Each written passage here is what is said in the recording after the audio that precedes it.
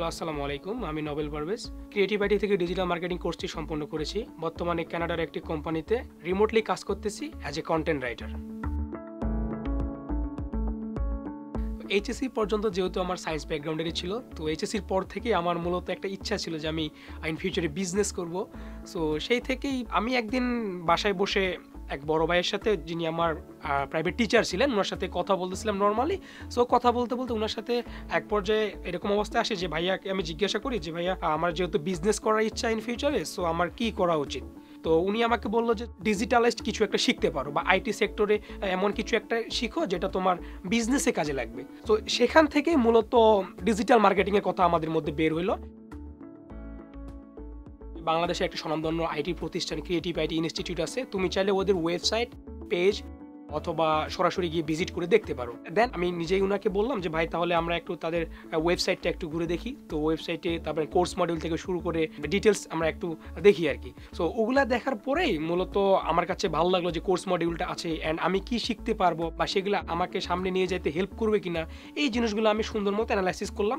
Then creative IT ইনস্টিটিউটের campus visit করলাম and visit করে ক্রিয়েটিভ আইটির এনভায়রনমেন্ট দেখলাম। বিশেষ করে অ্যাডমিশন টিমের সাথে আমি ডিটেইল কথা বলছি।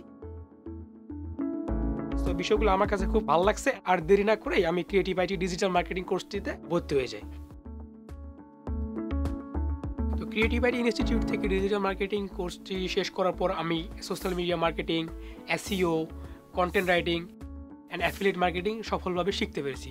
তো এগুলোর মধ্যে আমার কাছে সবচেয়ে ভালো লাগতো কন্টেন্ট রাইটিং অ্যান্ড রাইটিং নিয়ে আমার একটা প্যাশন অ্যান্ড বা ফ্যাসিনেট কাজ করতে অলওয়েজ। এটা নিয়ে বর্তমান কানাডার একটি কোম্পানিতে রিমোটলি জব করতেছি অ্যাজ এ কন্টেন্ট রাইটার।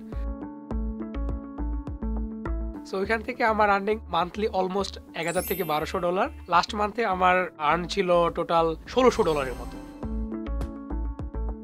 আমার যদি এক্সপিরিয়েন্সের কথা বলি, তাহলে প্রথমে আসে মেন্টরদের কথা।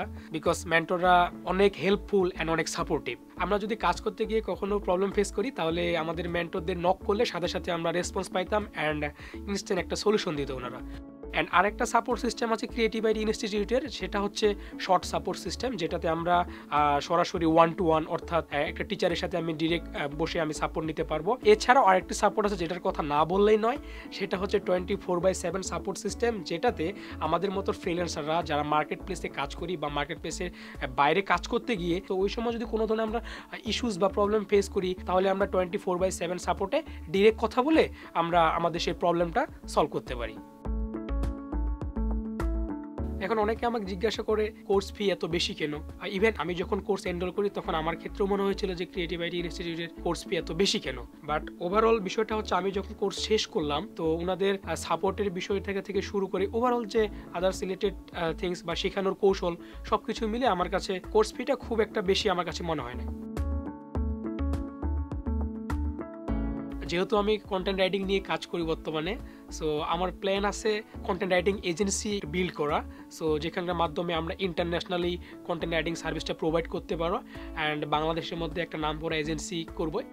আমাকে নিজেকে আরও ভালোভাবে প্রিপেয়ার করা অ্যান্ড আরও দক্ষ করে তোলা কন্টেন্ট রাইটিংয়ে।